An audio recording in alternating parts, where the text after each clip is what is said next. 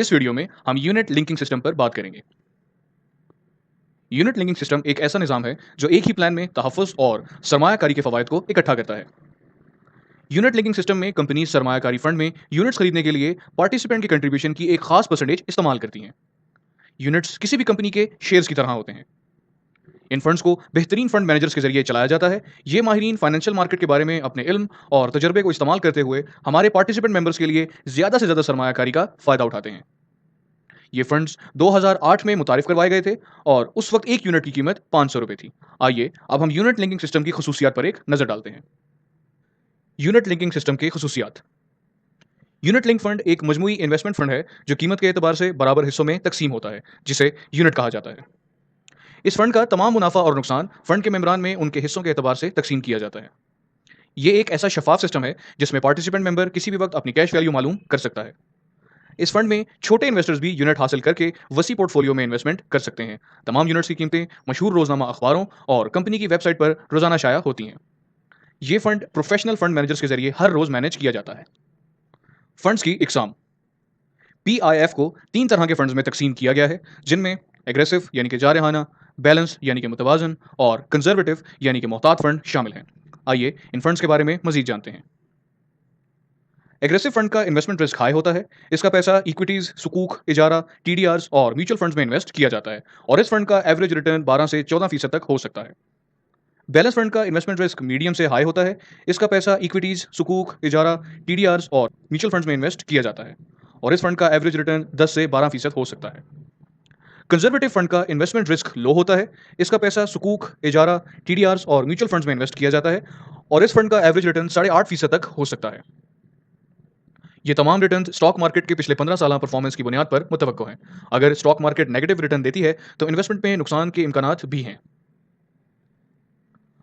Fund के इंतखाब का option 100% या 50-50% हो सकता है। मेंबरशिप के एक साल में 3 दफा फंड्स को फ्री स्विच किया जा सकता है। इसके बाद हर फंड स्विच पर ₹500 फीस अदा करनी होगी। पार्टिसिपेंट अगर चाहे तो पहले कंट्रीब्यूशन के बाद ही यूनिट्स को कैश करवा सकता है।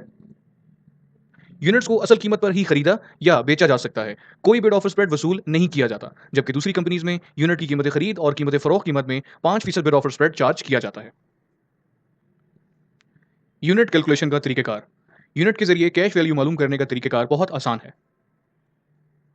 अगर यूनिट्स की कुल तादाद को यूनिट की मौजूदा कीमत के साथ ज़रब दिया जाए तो कैश वैल्यू मालूम हो जाती है। फर्ज करें अगर किसी मेंबर के पास टोटल 100 यूनिट्स हैं और उस दिन की यूनिट की कीमत ₹500 है, तो बताए गए फार्मूला के तहत उस मेंबर की मौजूदा कैश वैल्यू ₹50,000 होगी, जैसा कि आपको स्क्रीन पर दिखाया गया है। यूनिट्स की प्राइस हर रोज चेंज होती है और कंपनी वेबसाइट पर शाया की जाती है। इस स्क्रीन पर आप वेबसाइट का स्क्रीनशॉट देख सकते हैं, जिसमें यूनिट की उस दिन की कीमत दिखाई गई है। इसके अलावा यहाँ पर अगर आप व्यू आर्काइव के बटन पर क्लिक करते हैं तो आपको यूनिट प्राइस की हिस्ट्री भी बआसानी मिल जाएगी, जिसको आप डाउनलोड भी कर सकते हैं। फंड्स की सरमायाकारी के सेक्टर्स। इस्लामिक इक्विटी स्टॉक्स, यानी वो स्टॉक जहां शरई नुक्ता नजर के मुताबिक सरमायाकारी की इजाजत है। सुकूक बॉन्ड्स, ये एक इस्लामिक फाइनेंशियल सर्टिफिकेट होता है जो कि शरई असूलों के तहत जारी किया जाता है, यानी कि रिवायती बॉन्ड्स का मुतबादिल। इस्लामिक बैंक्स, यानी कि इस्लामिक बैंकों में सरमायाकारी। इस्लामिक म्यूचुअल फंड्स, यानी ऐसे फंड्स जिनमें इंतजामी और सरमायाकारी की पॉलिसियां इस्लामी कानून के मुताबिक हैं। प्रॉपर्टी, यानी कि real estate. Unit cost averaging, यानी कि यूनिट की मालियत का तनासब। आमतौर पर लोग ये सोचते हैं कि अगर यूनिट की कीमत कम हो जाए तो ये खुद ब खुद पार्टिसिपेंट के लिए बेफायदा हो जाते हैं। आइए हम ये जानने की कोशिश करते हैं कि क्या वाकई ऐसा है। मिसाल के तौर पर अगर पहले साल यूनिट की कीमत ₹1000 है और दूसरे साल ये कीमत 500 पर चली जाती है और तीसरे साल भी ये कीमत 500 ही होती है और फिर चौथे साल यूनिट की कीमत दोबारा ₹1000 पर चली जाती है, तो पार्टिसिपेंट मेंबर को कीमतों के इस उतार चढ़ाव से दिखाए गए टेबल के मुताबिक क्या फायदा होगा।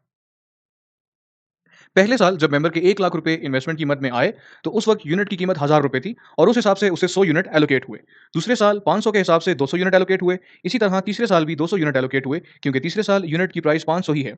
और चौथे साल जब यूनिट की कीमत दोबारा ₹1000 हुई तो इसको ₹1000 के हिसाब से 100 यूनिट एलोकेट हुए। अब 4 साल गुजरने के बाद हर साल ₹1,00,000 के हिसाब से मेंबर की टोटल की इन्वेस्टमेंट ₹4,00,000 है, जबकि उसके पास अकाउंट में 600 यूनिट मौजूद हैं।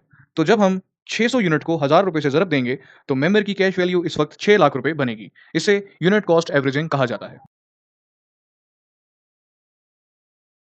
Fund performances report.